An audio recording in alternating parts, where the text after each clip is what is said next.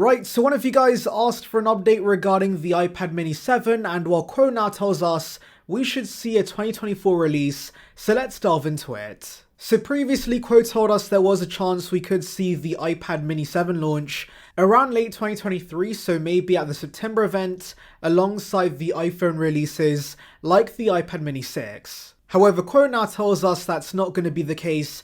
There may be no new iPad models for the next 9 to 12 months, and instead we could see the iPad mini 7 launch during the first half of 2024. Now, could that mean a Jan release like the new Macs?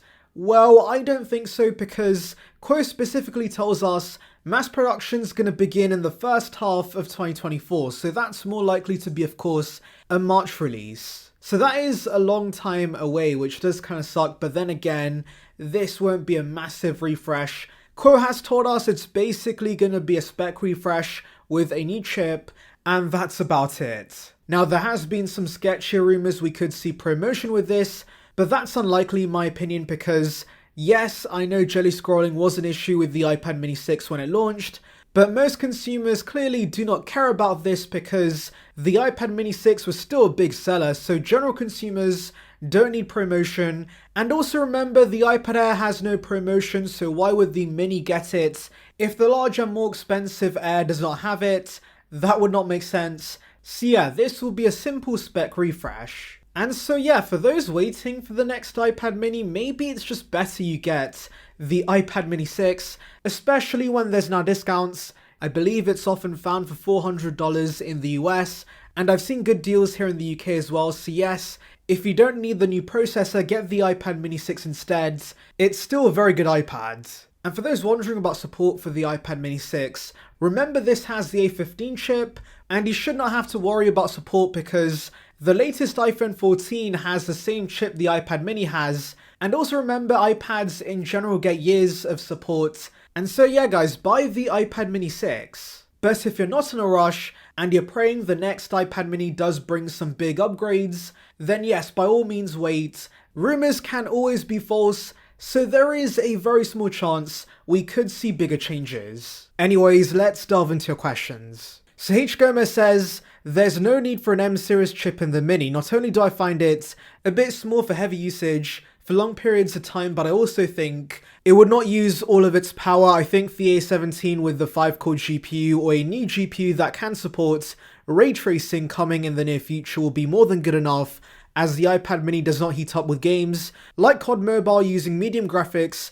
and max FPS. And yes, I completely agree with this. The regular A series chips are fine for the mini because most using the mini are using this for regular usage, and so the A17 should be more than good enough for basic usage. Also, there is a possibility the powerful, power-hungry M series chips might overheat in the mini's body because it's a pretty small device, and so yes, A17 for this makes the most sense. So Raycon says, just got mine last year and it's good enough for sock meds, consuming content, and casual gaming. I do think a better chip and 120Hz will be the right amount of upgrades for the iPad mini 7, but it won't be enough to switch already for current iPad mini 6 users, since most of us are casual users, but it would be very appealing for mobile gamers, and also MagSafe charging and a bigger battery inside would be nice additions for the mini 7. So yes, I'm pretty sure that most who have the iPad mini 6 are not going to be getting the 7 because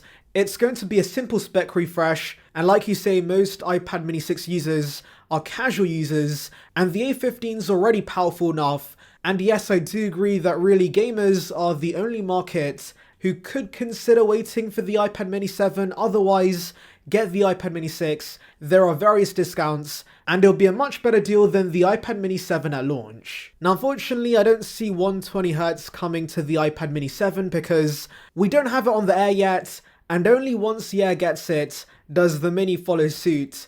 And also regarding MagSafe charging, that was a rumor for the iPad Pros, but that did not pan out, and so I don't think we're going to see that with iPads.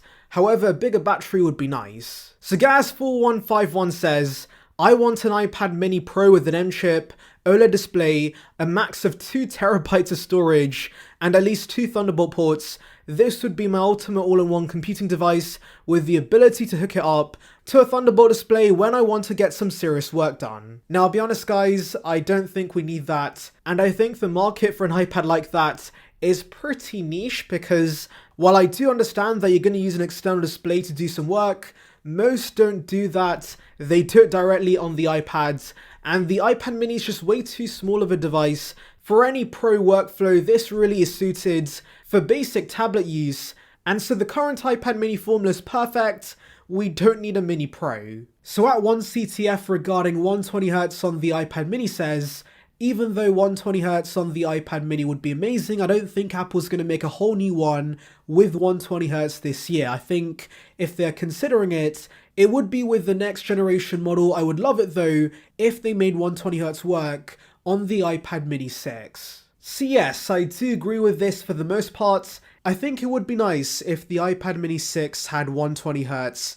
And it would be nice for the iPad mini to adopt this with future versions. However, like I said previously, I don't think many consumers care about this, and giving promotion to a regular iPad would be odd.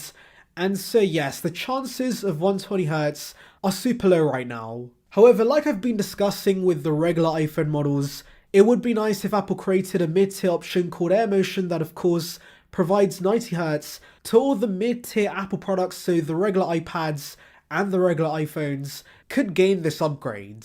And that would be nice because 90Hz is a big upgrade from the regular 60Hz panels we have right now, but also of course the Pro models would still have the advantage with ProMotion, and so the techies wanting the best of the best displays, they will still get the Pro iPads. However, those who don't care as much about high refresh rate but don't want 60Hz, they can now buy the mid-tier iPads and mid-tier iPhones. So yeah, let's see if Apple does that with the iPad mini 7. So GAG Bro says, I adore my iPad mini and I'm not expecting a refresh for at least 2 years. So yes, I would actually agree with you, but of course, Quo now says otherwise.